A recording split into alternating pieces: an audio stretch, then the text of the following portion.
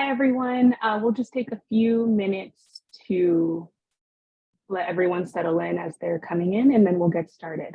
Thank you so much for being here.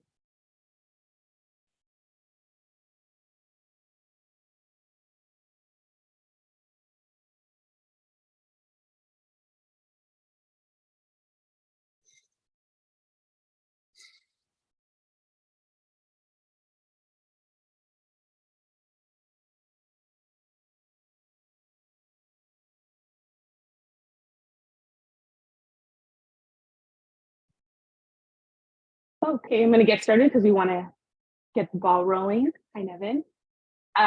So hello all, and thank you so much for joining us today for this forum titled Combining Scholarship and Activism in Intergenerational Exchange. My name is Yvonne, and I'm a third-year PhD student here at SPH, and I'm also a research assistant at the Urban Food Policy Institute. I'll be co-moderating this discussion today with Lo Anderson, who is also here, who is a student at Hostos College and a healthy CUNY advocate. We'll be chatting today with two guest speakers, Dr. Marian Nessel and Dr. Robert Gottlieb. But before we get into that, I just wanted to touch on how this forum will continue. We envision this forum to not necessarily be a traditional book talk, but as a dialogue between generations of food activists and scholars. So we hope that you'll ask questions through the chat that will open after the book presentations to share your thoughts, ideas, and questions with our two guest speakers. If you like this forum, please sign up for the Urban Food Policy Institute's newsletter, as we'll be announcing the January forum very soon. So thank you all for your attention. And it looks like Nevin, our Director of the Institute, would like to say a few words as well. Hi, everyone, and thanks, Yvonne. I'm delighted that two of my longtime colleagues and dear friends, Bob and Marian, are here today, and I look forward to a really vibrant discussion. So without further ado, I'd like to let us begin. I'm really excited that this forum is taking place. Awesome, thank you, Nevin. So we'll get started with introductions. I'll introduce Dr. Nessel, and then we'll pass it over to Lo. So Dr. Marian Nessel is a Paulette Goddard Professor of Nutrition, Food Studies, and Public Health Emerita at New York University in the department she chaired from 1988 to 2003. She earned a PhD in molecular biology and an MPH in public health nutrition from the University of California, Berkeley. She writes about books about food politics, most recently wrote Slow Cooked, An Unexpected Life in Food Politics. She blogs almost daily at foodpolitics.com, you should check it out, where she also posts information about her books, other publications, and lectures. And Lo, if you'd like to introduce Dr. Gottlieb. Yes, good morning, everyone. And before I do this intro, I want to lend it also as a call in to both of our speakers today and a moment to give them their flowers on all their amazing accomplishments. So thank you so much for having this conversation with us. So Robert Gottlieb is a professor emeritus of urban and environmental policy and the founder and former director of the Urban and Environmental Policy Institute at Occidental College. He is the author and co-author of not one, not two, but 14 books, including Food Justice and his most recent Care-Centered Politics, From the Home to the Planet, which is the one that we'll be discussing today.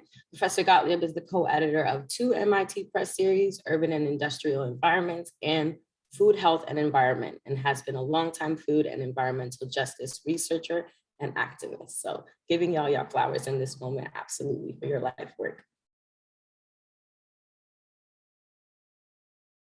Thank you. So Dr. Nessel, you'd like to start? Oh, I'd be delighted.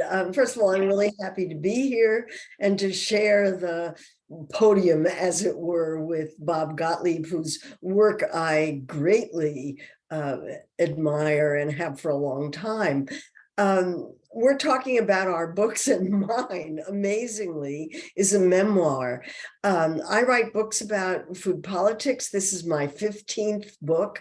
And of course, the first question that comes up is, why a memoir? Well, for one thing, I'm old, but that's what you do when you get old. But for another, this was my pandemic project.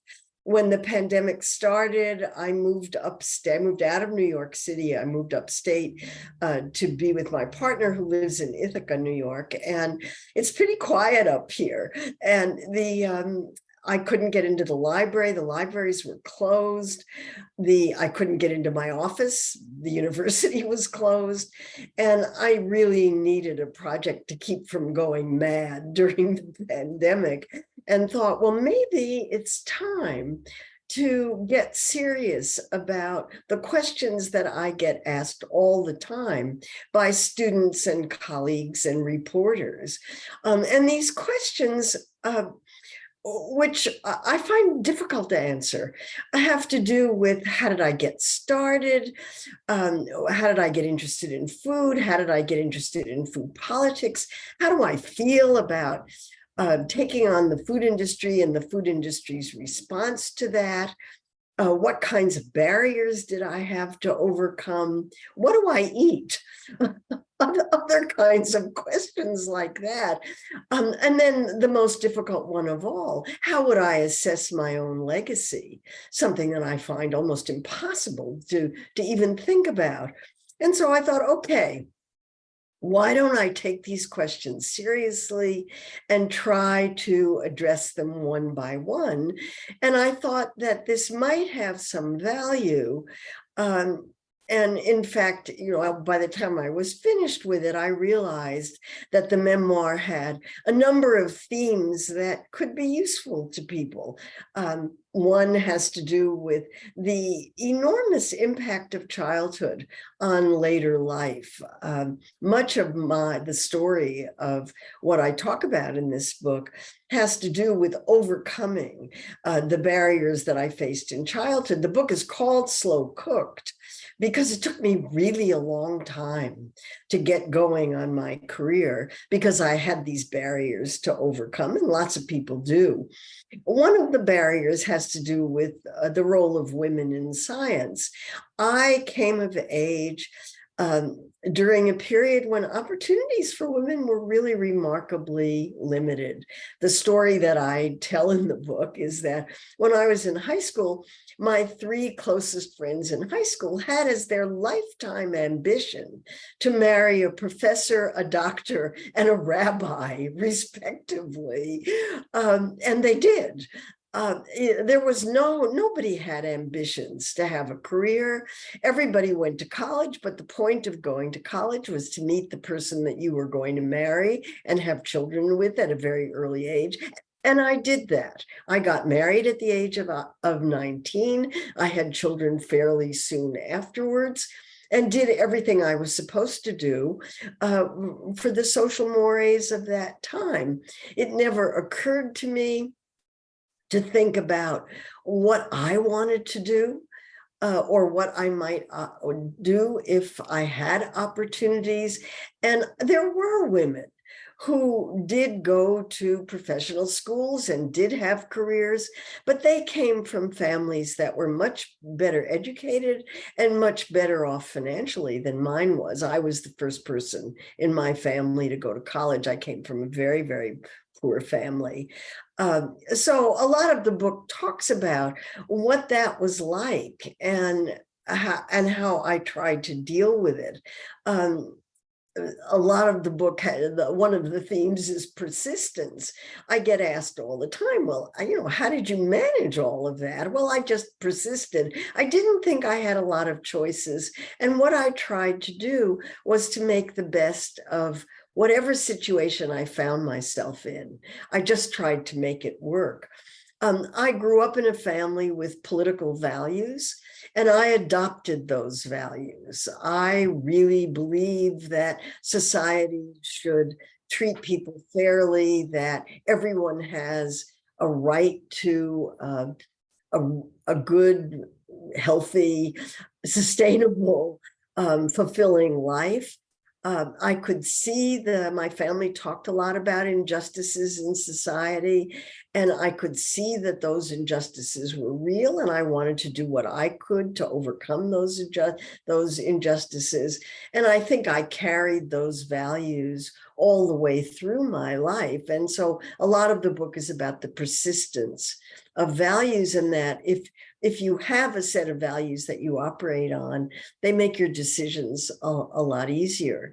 I talk in the book about what my childhood was like, what my early training was like, what my first jobs were like, and at least half the book is devoted to my career after my book Food Politics came out, which was a life-changing experience for me.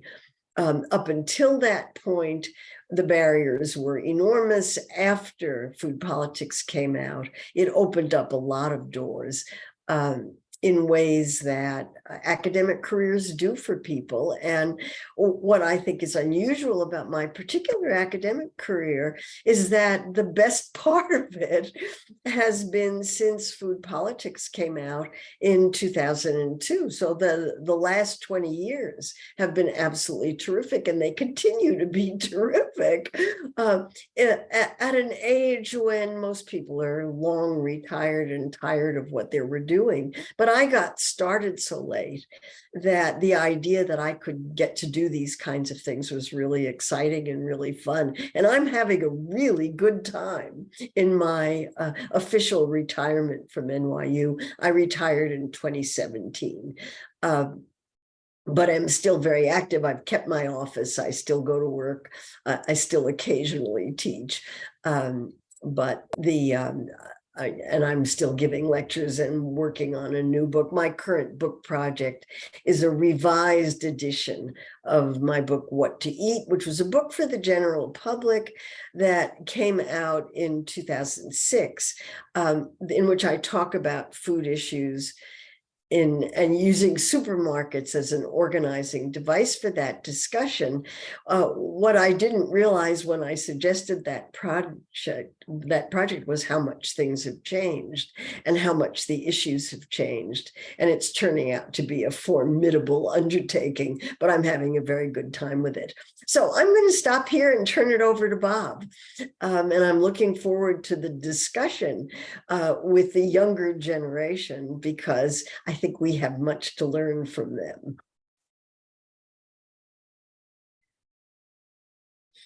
Well, thank you, Marianne. It's really a pleasure to share and be on the same forum with her. And she's been such an incredible force in really transforming the way we think about food and food politics. And I share some of her history and the trajectory. We both went to the same progressive summer camp. We discovered that a few years ago and enjoyed telling stories about it to each other. And we also arrived in the key books that we wrote about food and food politics, food politics in Marianne's case, and food justice in my case, I co-authored.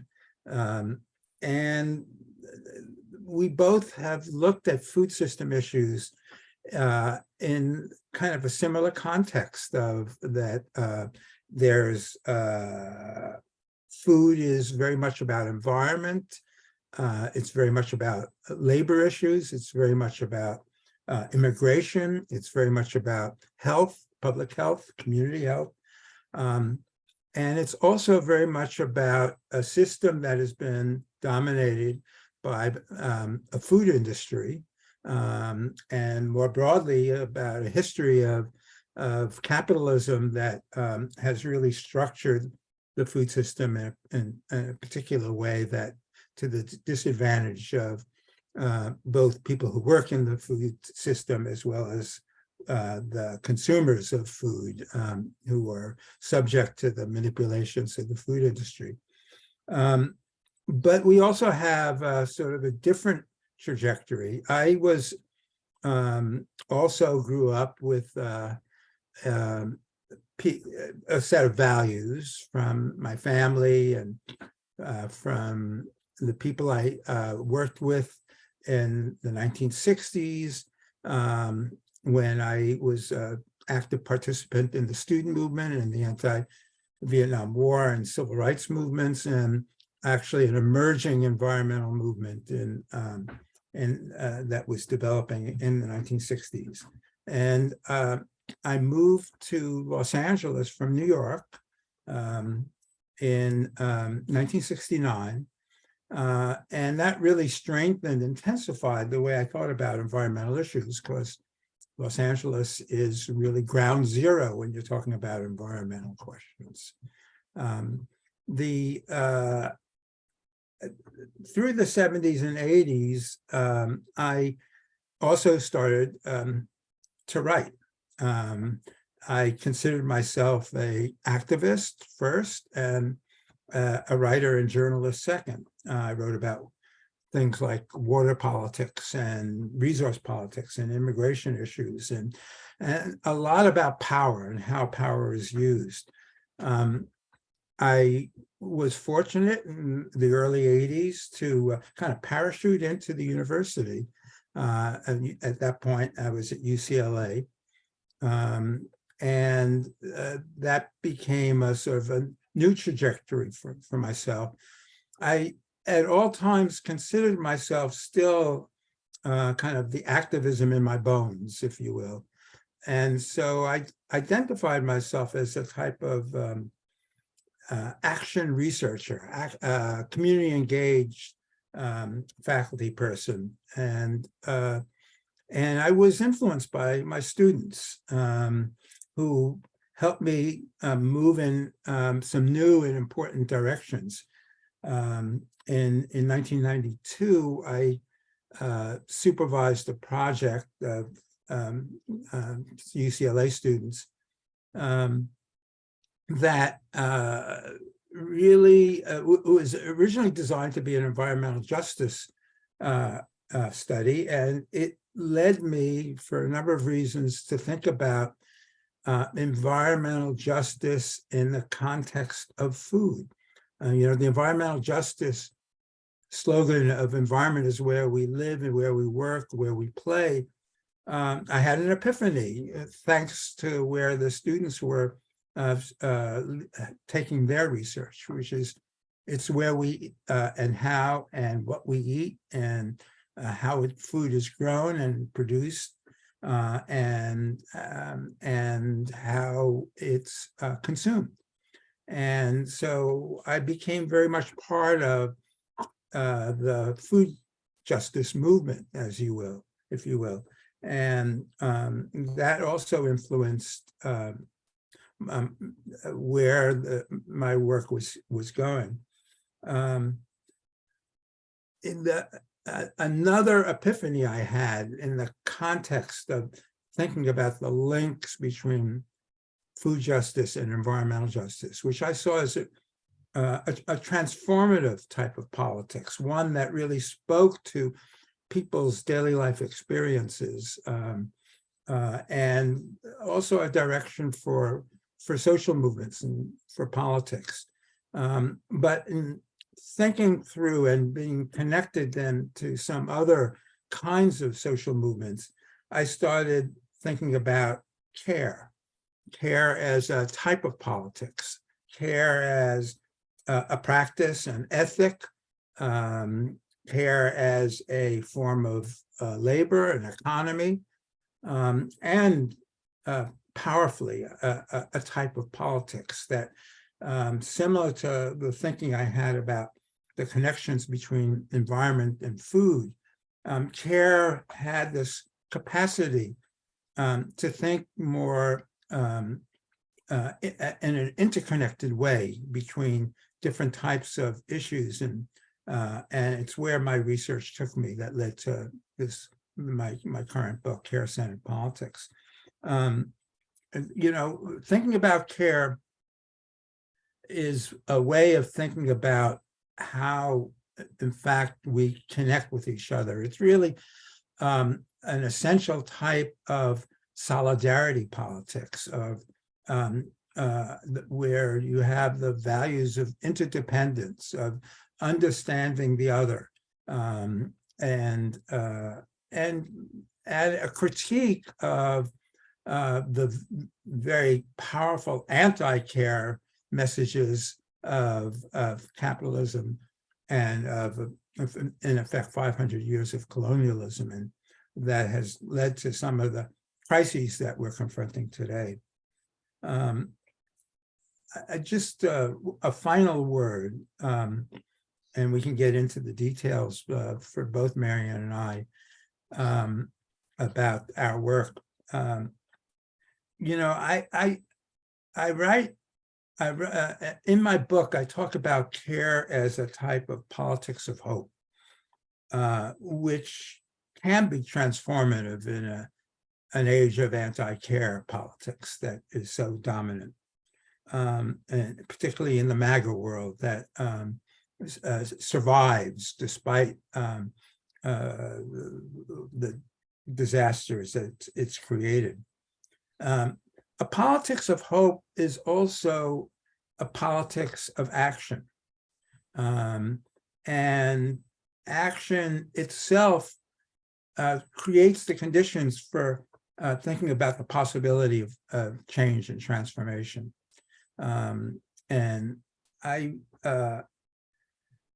think about that. I thought about that a lot when I was developing work around food justice. And I think about it all the time now in terms of thinking of issues like the climate crisis we're facing, and all the social harms that people experience. And I was very struck when I was doing the research by a quote I came across by Raymond Williams, the great Welsh literary critic, whose work is so important, I think.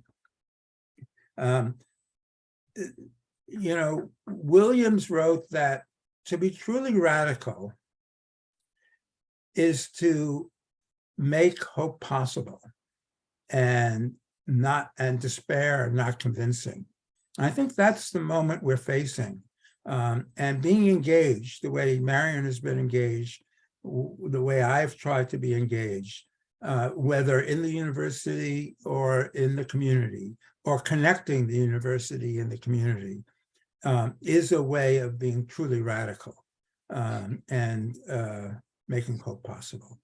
So I'm looking forward to the exchange, the intergenerational exchange, if you will, and turn it over. Awesome. Thank y'all so much for sharing a little bit about the books for folks who maybe have not gotten the opportunity. We've also dropped the chats into the chat, links, so that y'all can go and support the books. Please, please, please. They are very excellent. So to get this started, one of my favorite memories from our first encounter was Dr. Nessel putting up some boundaries about her time. So that's the first question that I wanted to start with for both of you. What are your current limitations and boundaries in this work? Like, what do you consider your non-negotiables to organizing with you, and how have those adjusted over time since you first began this work? Am I answering that? I can answer it also. I need my afternoon nap. I'll let Bob answer that. No. You go. It's for both of you. I'm not sure I understand the question. You know, I mean, are you asking how we organize our time? You know, I write every morning. This event is an interruption of my writing time, and I try to keep these kinds of things to an absolute minimum, because if I don't have the time to do the writing doesn't get done. And I try to write every day. I've discovered that if I write every day, I can pick it up the next day. Something goes on, and I can't really explain it, but something goes on so that I can just pick it up the next day right from where I left off and keep going. If I don't write every day, it's like climbing a mountain. It's just really, really difficult to get started again. And so I find if I just keep up the momentum, I may not write for very long. I may only spend an hour on it like I did this morning, but it's enough to keep the momentum going. And I would say that's probably my biggest restriction on what I do. That time is inviolate, except that there's enormous pressure on it, as this was, and other things are too. And I try to resist that pressure as best I can. I don't always succeed. Good morning. Well, we appreciate you so much for letting us enter into that time of that you usually have for yourself. You know, I love writing in the morning also, and I love writing. And it's a way of, for me, engaging not only with my own thoughts, but engaging and thinking about who I'm writing for. And I see writing as a form of action. And I also love giving talks and being engaged with whether it's student audiences, whether it's community audiences, events like this, because it's a way in which I get inspired and I can inspire others to think about what they, in fact, would want to participate in and be connected to, and overcome the kind of social isolation that's so endemic in this society.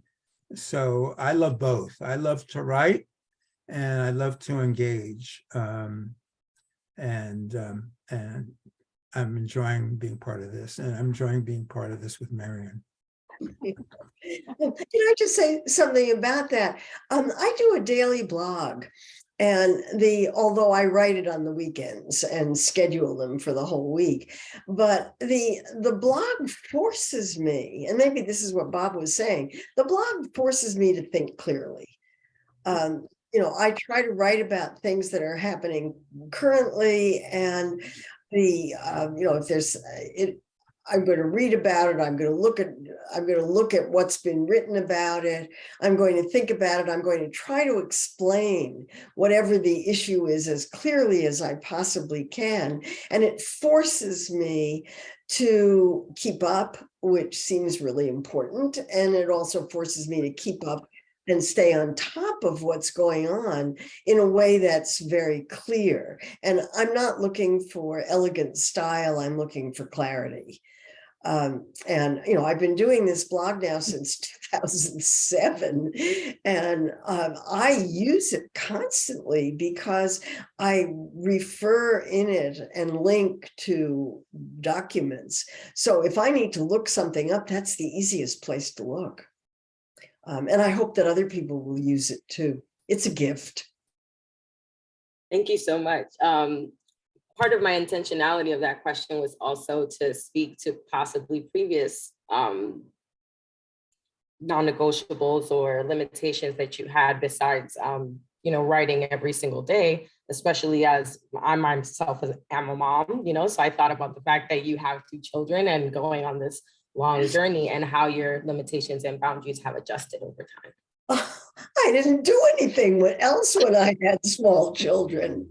Are you kidding? I talk in the memoir about the epiphany that I had when I discovered I was a lab scientist. I was doing a postdoctoral fellowship at Brandeis at the time, and my work was going very slowly.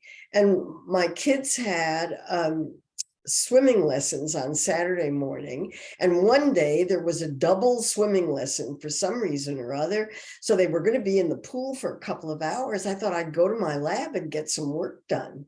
And there wouldn't be anybody there to bother me. And I walked into the lab and everybody was there. Everybody. The other postdocs, the graduate students, the lab director, the lab technicians, everybody was in the lab. And this was on a Saturday morning. I didn't know that. And I thought, oh, no wonder I'm not getting any work done. I'm not working the number of hours that you need to work. And then I thought, is there any way that I could be there on a Saturday morning? There was not any way I could be there on a Saturday morning. My lab career ended on that day. That was the end. I took a teaching job and never worked in the lab again after that because it was absolutely impossible. So yes, that was one of the reasons why it took so long to develop a career, because I had to change careers. And I was teaching at Brandeis and was given a nutrition course to teach. And that's what started everything. And the politics were involved in that right from the beginning, because it was perfectly clear to me that you couldn't understand why people ate the way they did unless you understood the forces in society that were affecting the science and affecting the availability of food and all of those other things. And the inequalities were clear from the very beginning, that there were people who were hungry and people who were overweight in the same society. You know, people who were eating too little and people who were eating too much. So that was clear right from the beginning. You know, thinking about the inequality and the personal circumstances and kids, I had kids later. I was already late 30s, early 40s when I had two kids. And I was then teaching at UCLA. And I took time off. So we kind of alternated staying home, my partner and I. And but I would come in with my son to occasionally to a faculty meeting. And what was and had a great time, because he would hold forth. He was under one and just enjoying himself coming there in his sassy, then called a sassy seat, where he was sitting participating in the faculty meeting. I had a colleague who had a child about the same time, a woman, and she would not be able to bring her child into the faculty meeting. And it struck me that was an ability I had, because it was considered cute or interesting for a man to bring a child into the faculty meeting, no matter how disruptive the child was, but Well, not for my colleague. Yeah, when I was department chair, I had a faculty member, a woman who had a baby, and I said, of course you bring the baby in, because if she didn't bring the baby in, she wasn't going to be there. And I needed her to be there to deal with students and everything else. And we worked out that there were students who would take care of her baby when she was in class. I thought it was wonderful to have this baby there. We loved that baby. We had such a good time with her. But that was pretty unusual. Right. And I was so happy I was able to do that. But to me, it made perfect sense. If she couldn't bring the baby, she wasn't going to come to work. I wanted her to be at work. I don't know. I mean, none of all of that made any sense, but you're absolutely right. Women were not allowed. Women couldn't go to faculty meetings because they would have faculty meetings at dinner time or something like that. It was really, really difficult. And the social, to be a woman in science with children was just unheard of. Nobody knew how to handle it. And I gave it up. I just couldn't do it. There were people who could do it. I couldn't. Okay. Yvonne, you want to? Yeah, something that you said, Dr. Nussel, about having to shift jobs, kind of connected to a question that we had. When I was reading your book, I saw that you shifted quite a bit in your life through your career, but I saw that you also had a lot of really amazing opportunities. And a pattern that I saw was that you said yes to a lot of different opportunities. And so I wonder if you think being open to opportunities whether or not you thought they fit into what your career was at the moment, helped you get to the place that you're at now, and maybe you wouldn't have otherwise? Yeah, I mean, the things that I regret most in my life are the things that I said no to because I was afraid to do them. And I describe in the book about a lot of things that I did that I was just terrified about. You know, giving my first public talk, the first talk I ever gave in public, I still can't believe I did this, was to an audience of 1,200 people with a Nobel Prize winner on the podium. And that was the first talk I ever gave.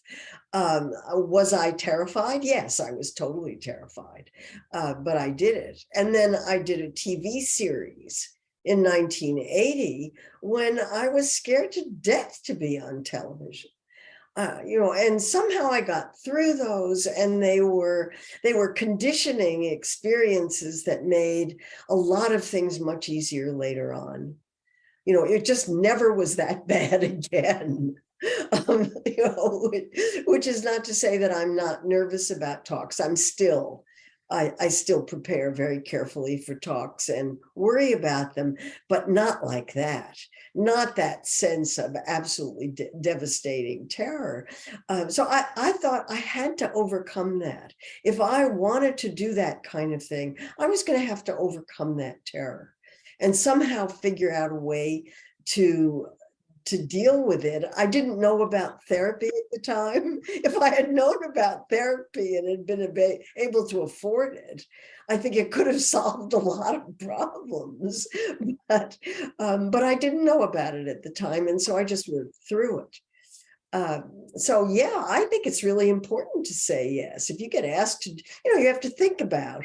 You can't say yes to everything. And one of the problems that I had after Food Politics came out, one of the reasons I wrote Food Politics was I wanted better speaking invitations. You know, and you have to be careful what you ask for. And learning how to say no was a very, very important part of that. I mean, I almost didn't survive the first couple of years when I was giving, you know, when I just said yes to every invitation that I got because I was so excited to get them. You know, I had to figure out a way to say no to that, or I couldn't do any work otherwise.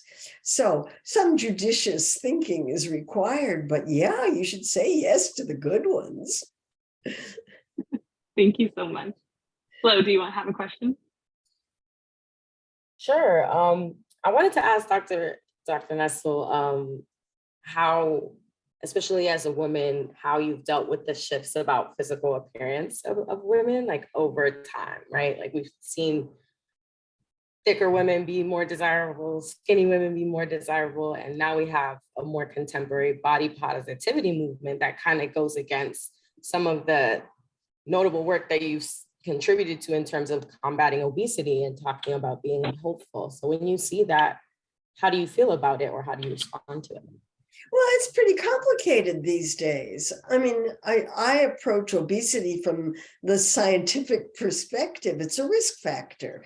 And there is no question that obesity raises the risk for diet-related chronic diseases like type 2 diabetes and heart disease and overall mortality and so forth. Where there's a big argument is where that risk begins to increase, how quickly it increases, you know, and at what point you have to worry about it. But I'm totally against stigmatizing people who are overweight. What's changed, you know, in my lifetime is that obesity has become normalized. You know, when I was starting out in nutrition and in food, you know, maybe 15% of the population had a body mass index that's considered obese. Now it's 40%. 75% of American adults are overweight by BMI standards, and that means it's normal. And so we're dealing now with a population in which overweight is normal, and people don't like to be treated as if they're abnormal. And so I think the body positivity movement has many, many things going for it, as long as everybody understands that at some point it's a health risk. The big issue is when, is at what point, and that's going to vary for individuals. And so I'm for treating people as individuals in every time you can. Well, I would add though, and Marion, your work really underlines that what's important is to think of it in social terms and think of it also in terms of contributors to issues like weight gain, and being able to reach people directly about issues like what they eat and why they're attracted to what they eat, that leads to the kinds of more problematic weight gain issues. And you know, when we organized way back in the early 90s in LA for a soda ban in the schools, it was quite a battle. For a number of reasons, which you've written about very eloquently in your book on soda politics. This was an era where you had people starting to measure the sugar content in a can of soda. And so one of our lead organizers in our institute came up with a strategy, and she worked with the school board on this, talking to kids, high school kids in schools with a mason jar of sugar, saying, this is what you're drinking. And it had an impact. And it wasn't saying, oh, I'm going to fat shame you. It was, do you want this mason jar of sugar in your body? And the consequence of eliminating sodas in the school cafeteria and in the vending machines was really important as a strategy of dealing with the issue of obesity and health. Yeah, I think something that you said there was really important, that, you know, in both your work and mine, we talk about the role of the food industry in determining what people eat. My book, Food Politics, is subtitled How the Food Industry Influences Nutrition and Health.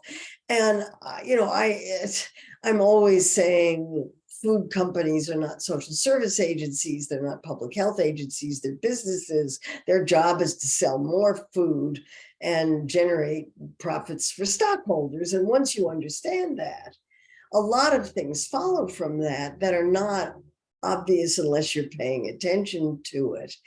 And, you know, in your food justice work, you're paying attention to it.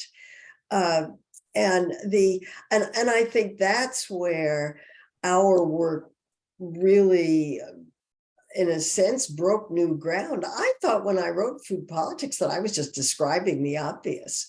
I was talking about how the food industry was trying to sell food, junk food, because it's really profitable, and without really thinking about what the consequences were. And it wasn't that food industry executives, who are very nice people, by the way, weren't sitting around saying, how are we going to make Americans fat?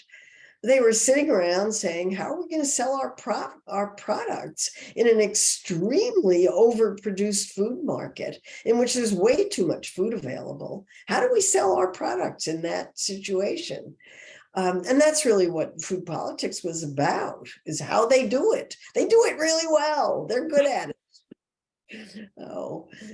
So, you know, somebody who has a propensity to weight gain doesn't have a chance in this food environment, when there's food around everywhere and it's being pushed at you, and it is deliberately formulated to be, if not addictive, then irresistible, for sure. And we now have plenty of proof of that.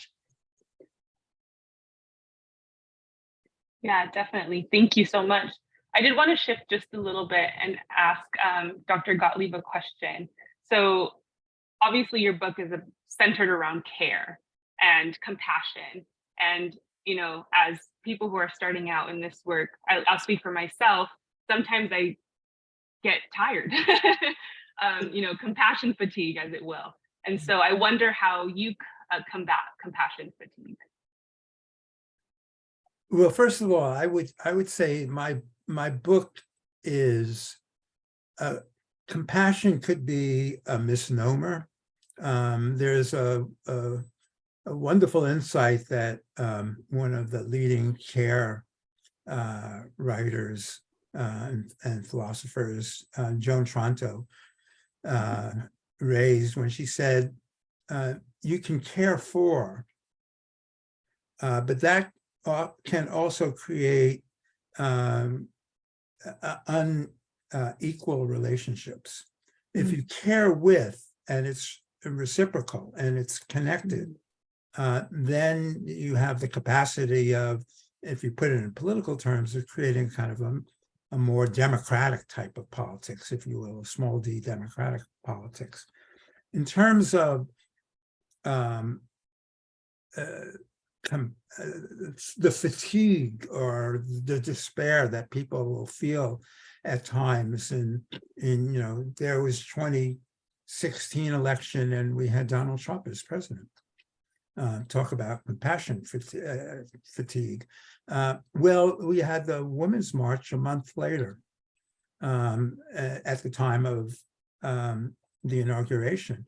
And it was a moment of reinvigorating the sense of why one needs to act and can act and be with others and doing that, those kinds of actions.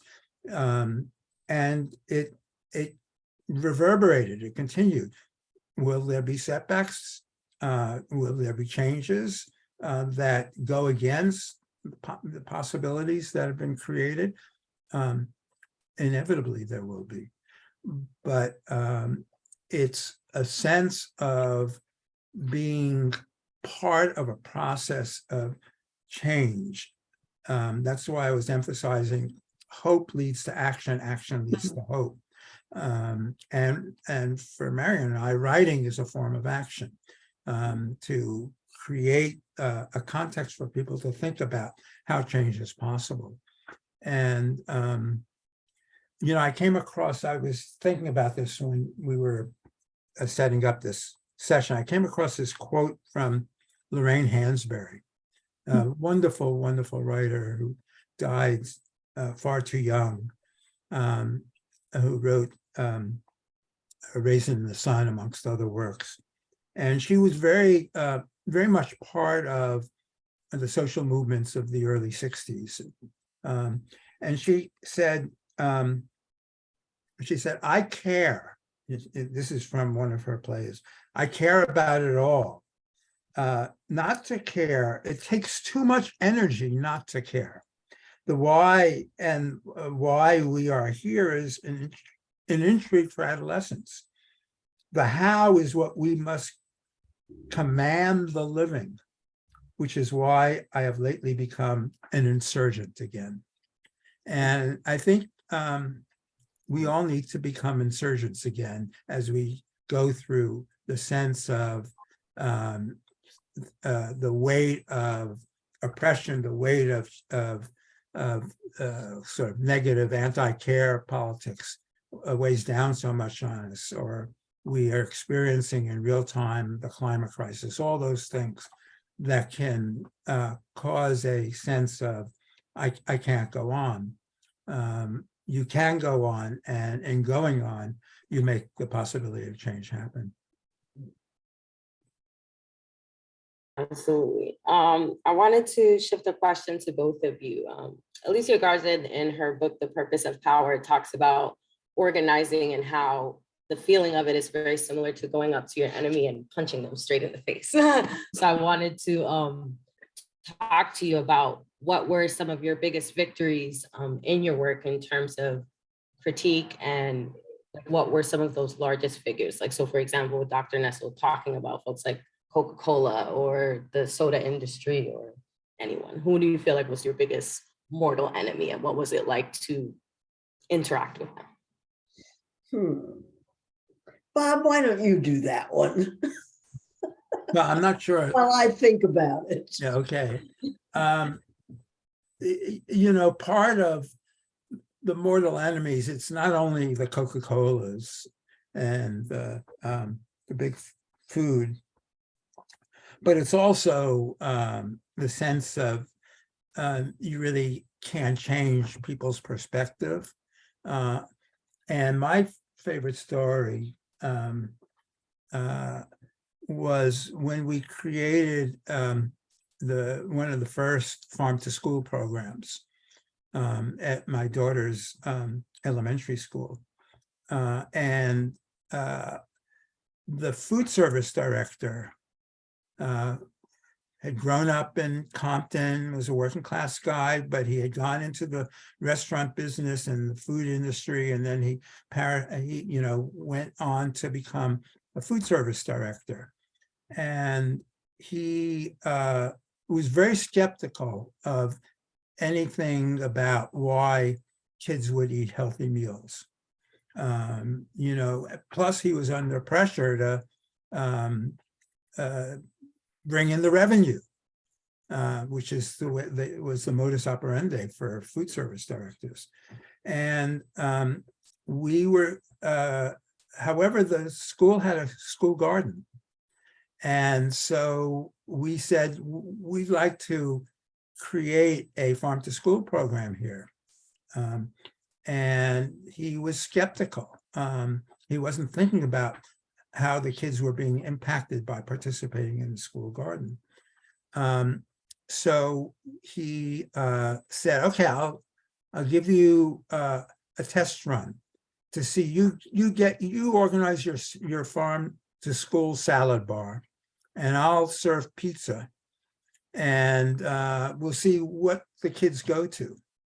And our organizers did taste tests for what was going to be in the salad bar, and the kids said, hey, that's like my garden food that I love so much.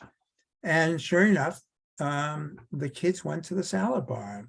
And it was a moment, a transformative moment for the food service director. He said, I need to think of my role differently.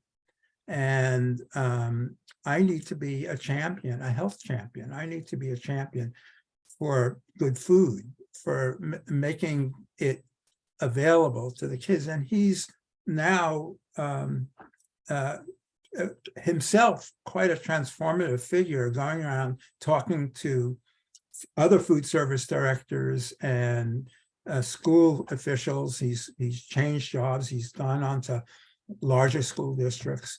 And that's a wonderful moment to see how change can happen, where there was a barrier in terms of belief and practices and how the system operated. Does it mean that school food now is all available for farm to school type initiatives? Not by any means.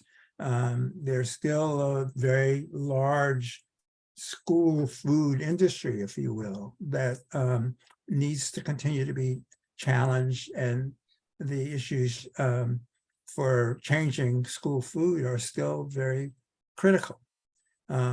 But there are moments where you think, how are you going to deal with this kind of situation where you can make that possibility of change happen?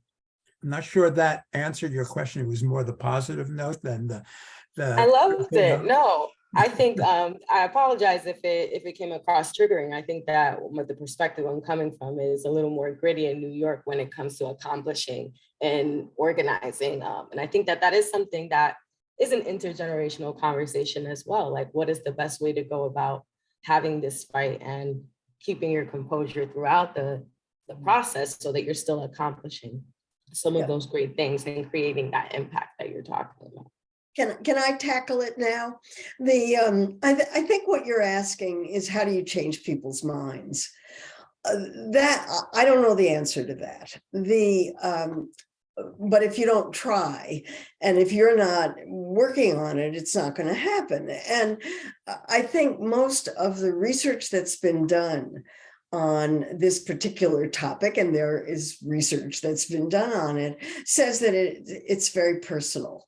And the obvious example for how it works is gay marriage. And gay marriage is really important as an example of how for decades, for centuries, it was socially unacceptable to be gay. And all of a sudden we have gay marriage in the United States. How did that happen? Almost everybody who's analyzed it says that it's when more and more and more gay people came out, more and more people, they had realized they had gay people in their families that were close to them. These were people that they loved and realized, and because of that personal contact, changed their minds, just in the way that Bob's personal contact with the school food service director changed the mind. So I think you keep working on it. I write books. That's what I do. That's my way of doing food activism.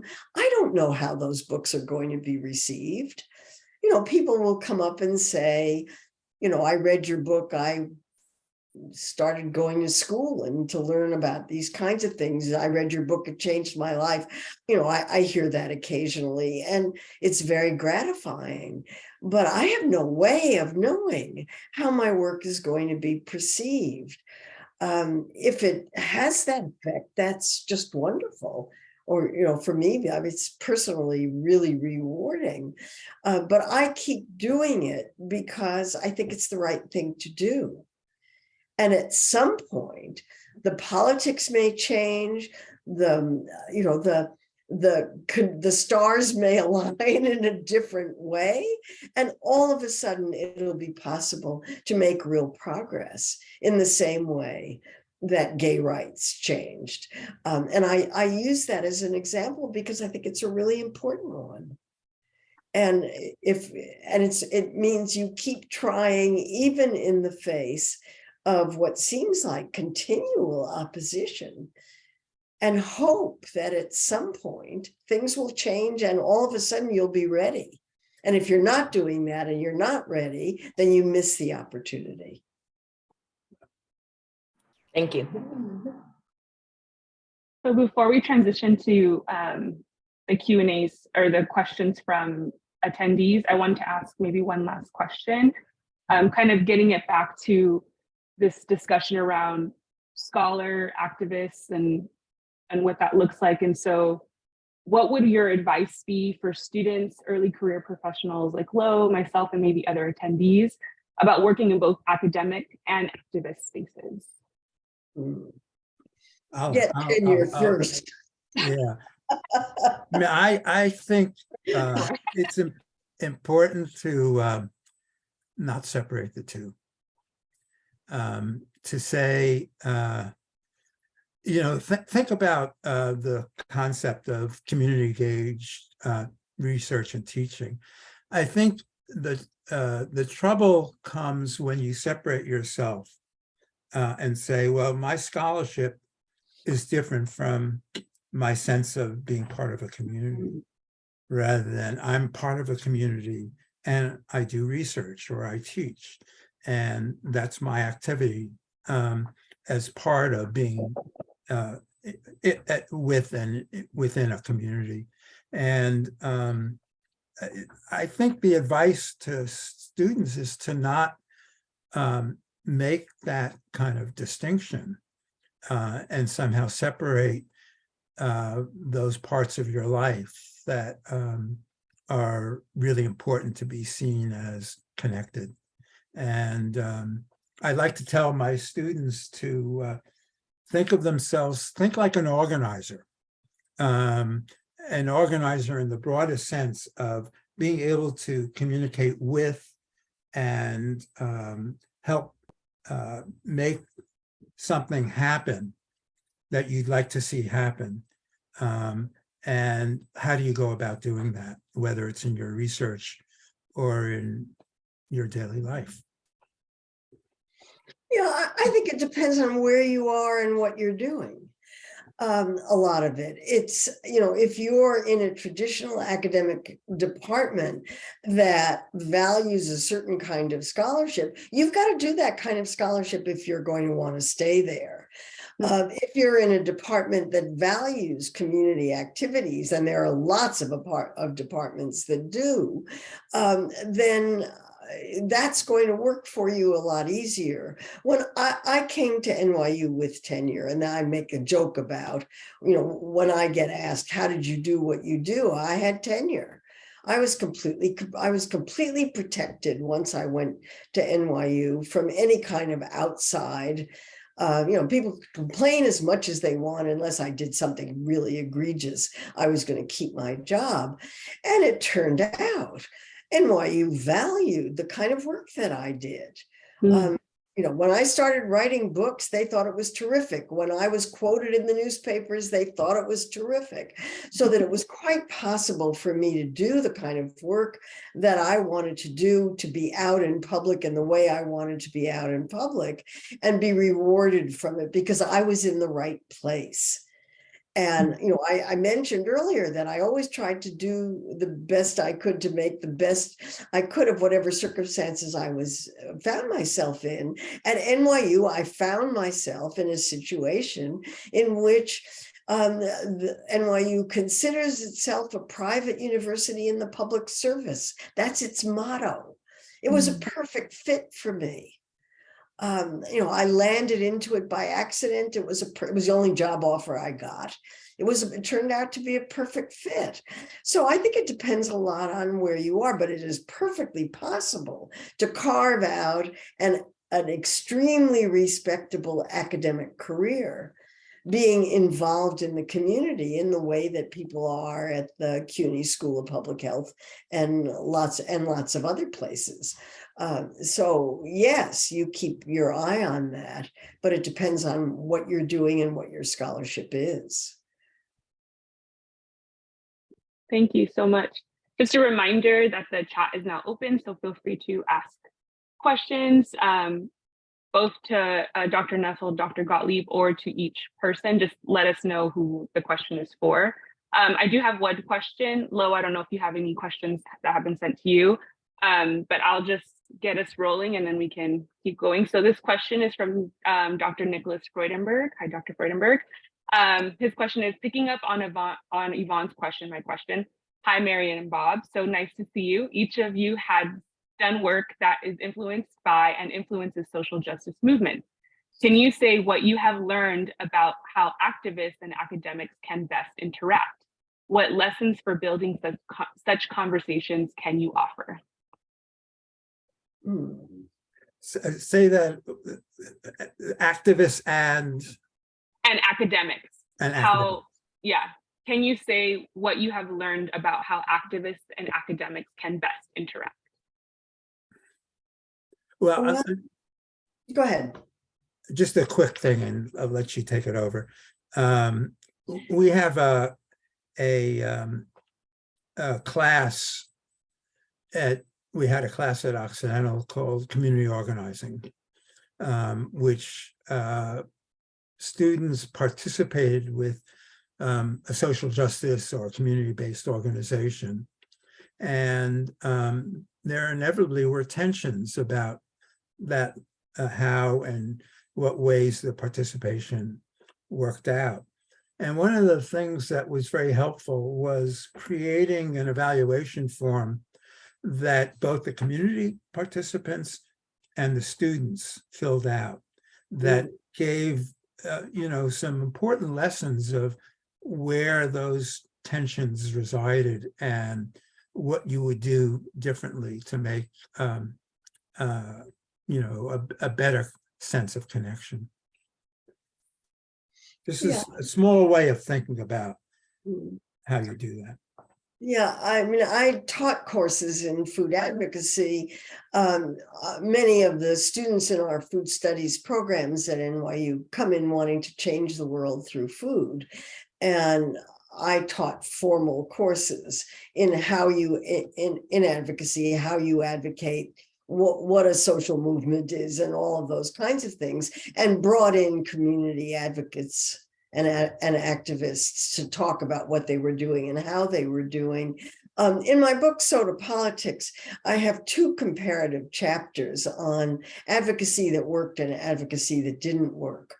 And the advocacy that worked, the example that I love to use is the Berkeley soda tax. Because that was a public vote in which 76% of the voters in Berkeley voted for the soda tax. That's an astonishing percentage. And the way that Berkeley did that was by having a community-based, absolutely community-based advocacy group from all over the city that did door-to-door canvassing and community organizing in exactly the way that Bob describes. And, would talk to people individually about, do you have anybody in your family with type 2 diabetes? And do you know the role of sugar sweetened beverages in type 2 diabetes? And this is the way the soda company is trying to defeat this initiative. And those kinds of political, things. And that was one that worked really, really well. And in contrast, I talk about the soda cap initiative that Mayor Bloomberg tried to do in New York City that was just dropped from above with no discussion at all with anybody in the community, and it failed miserably. And I could have predicted it in a minute, and of course it was going to fail. It had no backing whatsoever from people in the community. So I don't think you could separate advocacy from the community, because if the community is not with you, it's not going to work. Thank you. We have another question here from Krista, and she said, thank you so much for this inspiring conversation. I would love to hear some pointers on how to stay focused when there are so many issues to address. How do we avoid those dreaded mission creeping rabbit holes? This is how she put it. Wonderful question. It's, I think it's the way in which you frame an issue and the activism you're engaged in or the research you're doing that doesn't separate it from other parallel kinds of movements or areas of research.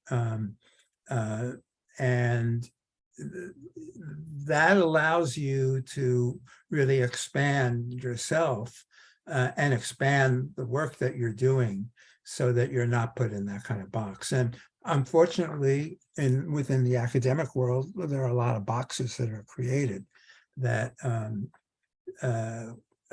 do hedge you in. And the same is true with social movements. We need to both create a language and a politics that allows you to get out of those boxes, even if you're working on issues of food or environment or climate or health.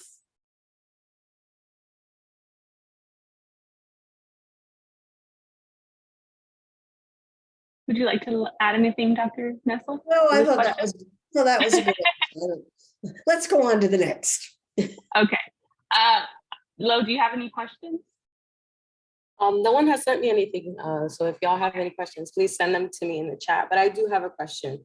Some of the critiques that some people make on, or I guess I'm speaking from being at the very beginning of my education, right? Like I'm about to try to get my associates now. So some people would argue that these forums and academic conversations aren't really accessible to people in the community that need this information about food systems and food security. So I guess my question is, have you engaged in debate with people who are a little bit more on the conservative side, and how did you navigate those conversations in a way that was productive, I would say? I'll do that one. I'm just back from a meeting at the Kennedy School at Harvard with, and it's a meeting that I've gone to now for nearly 30 years of food industry executives, agribusiness executives, some academics, and some government officials, but it's mostly food industry executives. And the meeting started out decades ago, during when genetically modified foods were first invented and were coming in, and there was a lot of opposition to them. And the Harvard Business School had the idea that if consumer advocates could see what nice people the heads of genetically modified companies, the companies that were producing genetically modified foods, you know, the head of Monsanto and the head of Pioneer Hybrid and people like that, if we could see what nice people they were and how they were really trying to feed the world and doing all these good things, that we wouldn't oppose what they were doing quite so severely. So now it's 30 years later almost, and I'm just back from this meeting in which the agribusiness people who were there were saying things like, if only the public understood us better. Right. And if only they would pay attention to us. And I have given a talk at every single one of these meetings. I've been asked by the organizers to state the consumer position of wherever we are during all of that time. It's been very, very interesting to me to hear what these people say, to have them hear what I say. Is there any change in viewpoint? I can't measure it. I don't see it. But it's certainly an opportunity to at least understand what people with opposing views have to say. I can't tell whether I change anybody's mind. And I've changed my mind about some things, but mostly I've had consistent values through all of my life. And I don't think it's because I'm pig-headed. I think it's because my analysis of what's going on is still pretty much the same. And I think we need to, if we want a food system that promotes health of everybody concerned in it, not only the consumers, but also worker health and the health of everybody who's involved in it, and a food system that protects the climate, then we need to make changes. And how you get those changes made, I don't know, but I keep trying. Yeah, I just one quick thing from my perspective. What attracted me particularly around the argument of for care politics was how it would be able to directly speak to people who might have very different perspectives on a range of other issues, because care is the need for care, the experience of care is ubiquitous. It's everywhere. There's a famous saying in the care world that sometime in your life you will be cared for, or you will care for someone, or you will know somebody who cares for someone or who's being cared for. Now that's a neutral language. It doesn't necessarily translate into a care politics, but it's an entry point. And to then talk about the content, the substance of where and how you want to see change happen. And it reminded me of my experiences in the early 60s when a new left was emerging that was able to use a language and create a sense of connection to people who otherwise would not at all be interested in the kinds of politics that were being articulated. And and it was a breakthrough. It was certainly a breakthrough for me personally, in terms of how to engage in political action. And I think it was a breakthrough in terms of the larger movement, of course, most powerfully in the civil rights movement. Thank you. I have a question from Jasmine for both of you. It says, hello, have any of you, the panelists, ever operated within the political or policy space in regards to food politics? If yes, can you speak to your experiences? Yeah, I worked for the government for 2 years in the Reagan administration. I worked in the Office of Disease Prevention and Health Promotion and edited the Surgeon General's report on nutrition and health for 2 years.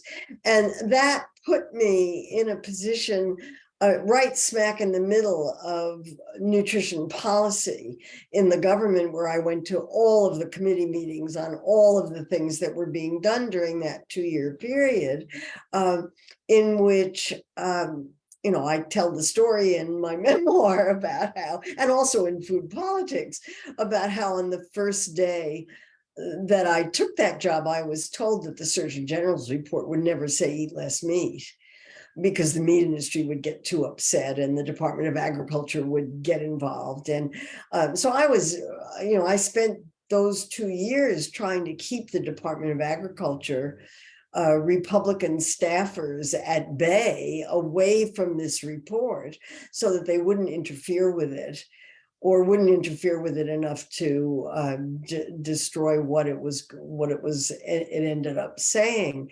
That was my introduction to real politics. I had come there from Berkeley. I was vague on the difference between Democrats and Republicans, and totally vague on the difference between the Department of Health and Human Services and the Department of Agriculture. I was a very steep learning curve. So I learned how to navigate that. I never thought I was very good at it. I was in trouble all the time. Because in Washington, you're not supposed to be partisan. You're supposed to be, if you're a staff person, you're not supposed to have opinions. I have opinions. And they were hard to keep quiet. I was in trouble all the time while I was there, and fled back to the university, and was so happy to get the job at NYU. It saved my life. But yes, and I think it's really important. It was really good training. Really, really good training. What I learned there, I learned things I didn't even know I didn't know. I mean, it was so beyond my experience of what you needed to know and what was important to know. I tell people, yes, you should work for the government if you have the opportunity, always, because you'll learn so much, and you might be able to do some good. There's John Lewis's wonderful phrase, good trouble.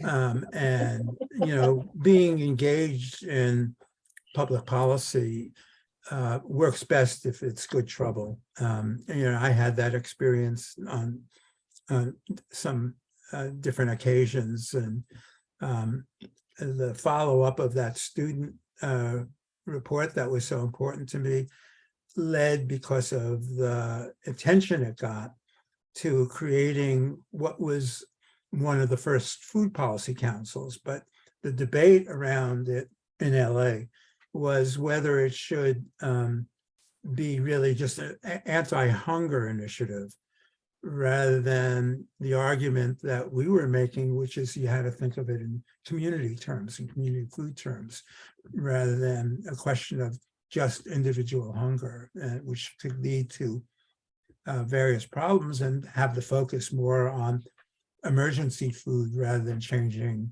food policy more broadly. And the challenge was that the sort of prevailing argument around food, in terms of making it more accessible, if you will, was from a kind of an emergency food perspective rather than a community food perspective. And that was the debate in that first Food Policy Council, which didn't survive. But organizing that developed subsequent to that council being established, which had 18 members. I was one, and we had terrific battles over what kinds of policies to create, and it just couldn't survive it. And the mayor then, Richard Reardon, had no framework for thinking about community food politics. So he really would prefer to have steered it in a different direction towards kind of this emergency food framework. But Food Policy Council was established subsequently, just about 7 years ago, or maybe 10 years ago now. You lose concept of time as we get older, but and there had been lots of organizing in advance of it in community groups so that it framed the Los Angeles Food Policy Council, the current one, in a very different direction. And it has a level of participation and that's very different from the first one. Food policy councils around the country now are increasingly taking on that kind of dynamic rather than putting it in a framework of focus on the individual and how to get emergency food to them if they're going hungry, rather than thinking about what kind of changes in community food that have to be made. Can I ask a question? I want to ask Yvonne and Lo, where are you on all of this? What does all this sound like to you? Where are you headed? And I don't know, talk to us.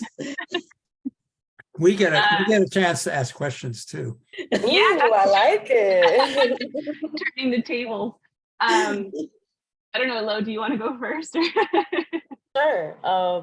I mean, this is my first time being back in school in 10 years. So I am on an exploration to make the academic process be as much of a resource to me as a community member as possible. And because I was doing case management in a shelter, that's where when you're advocating for somebody's basic and material needs every single day, that's where my perspective on food policy and how we relate to food is relevant to me.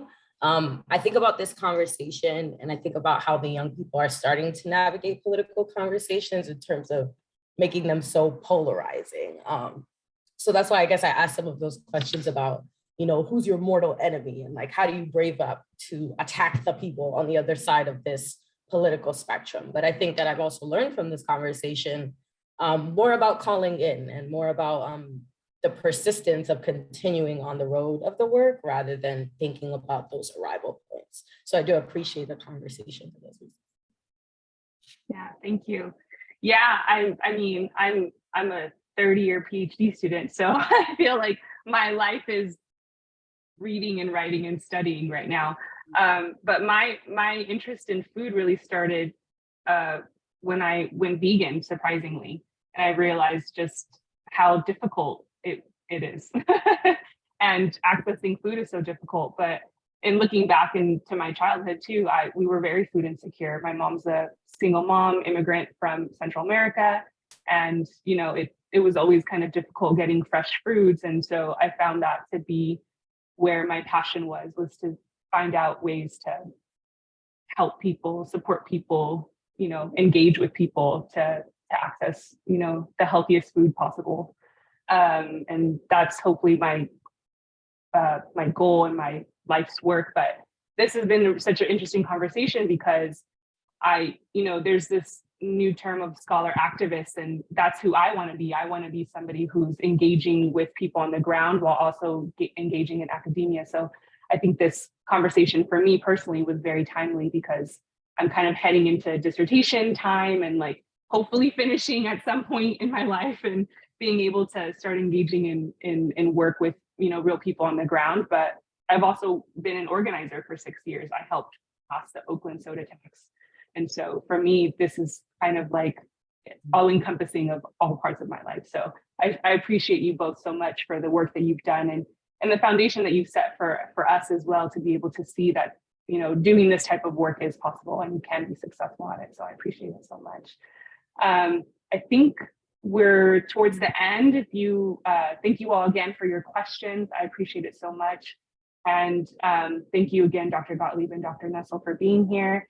In these last 4 minutes, if you'd like to each kind of take closing remarks, leave us with your last thoughts and inspirations. Yeah, I mean, what really pleases me is, I'm just so glad I asked you those questions because, it just fills me with hope that there are going to be people following along behind us who are going to do it in whatever way you do it. It won't be the same. It shouldn't be the same. It's got to be your path and your way of doing it. But the idea that you're interested in these issues and understand that what a fabulous tool food is as a way of discussing issues that really matter to people, and not necessarily looking at people who have other views as enemies or something that has to be opposed, but as people who have different points of view, and maybe you can help them change those points of view. It seems to me this is really worth working on. And it's, from my standpoint, it's been a great way to spend a life. I had recommended highly, and it's been exciting and fulfilling for me in ways that I never would have expected, but I've enjoyed tremendously. And that in itself is pretty good, seems to me. Yeah, I think seconding what Marianne said, that what's important is the intergenerational, not only exchange, but figuring out how we interact to make those changes possible, whether it's by having people of your generation, Vaughn and Lo, have the opportunity to pursue the kinds of work that you want to do and can do, and for us to be able to continue to interact and do what we do with you. And I would think that I'd be very interested in the dozens of folks who were participating in this session. I wish we could have asked every one of them the same question.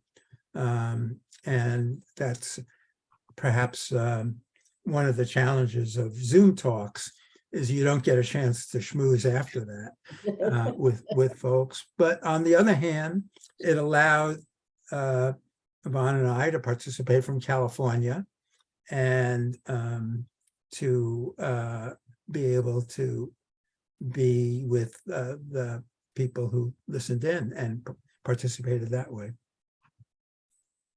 So thank you for making it happen, and hope we continue this conversation. Marianne, you and I should go on the road together some point. I mean, it was Podcast. Yeah, podcast.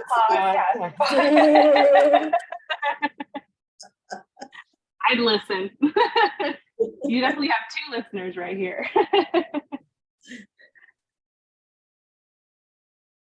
Well, thank you so much, Nevin. Did you want to? Oh, there we go. I just want to thank both Bob and Marianne for giving your time and for this inspiring and enlightening conversation.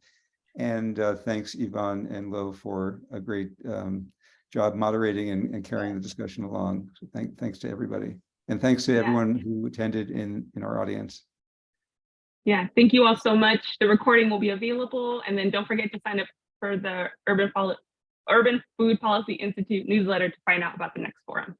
And read these books, they're excellent. Yes, pick up the books. Sweet words too. Links in the chat. Yes. Thank you all so much.